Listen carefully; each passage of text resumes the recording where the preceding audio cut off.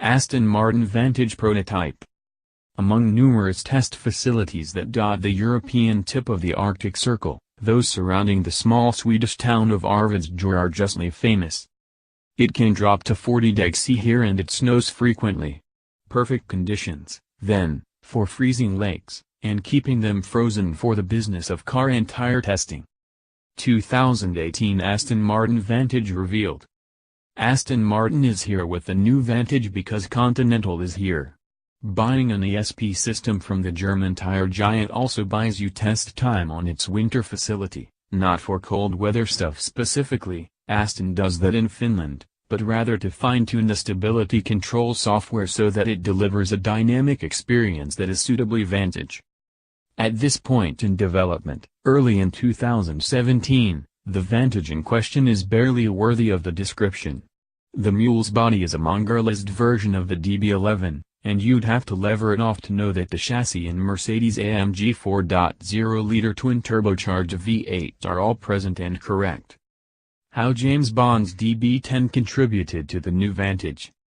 In the driver's seat is Mark Barron, project engineer, stability control systems, and the lead figure in the small team from Aston that has already been in Sweden for a fortnight. It's Barron's job to liaise with the Continental engineers and adjust the software's default parameters as Aston sees fit. Although this involves tracing thousands of signals and calculations, he confirms the assessment itself is pleasingly subjective, and the results impressively immediate. Opinion: will the new Aston Martin Vantage justify its price? Usually within a couple of hours, we get another piece of software to flash into the ESP, and then we do the same thing again, he says. That's why we use these test tracks, they give us a very repeatable and consistent environment. Q&A with Aston Martin's Chief Technical Officer on the new Vantage. That Barron relays this while drifting effortlessly around a track not much wider than a double garage speaks not only to the level of expertise that Aston deploys to far-flung test locations, but also the degree of roundedness already apparent in the half-breed test mule. Barron says the V8's gruff engine note still needs work, along with umpteen other facets of the car's personality, no doubt.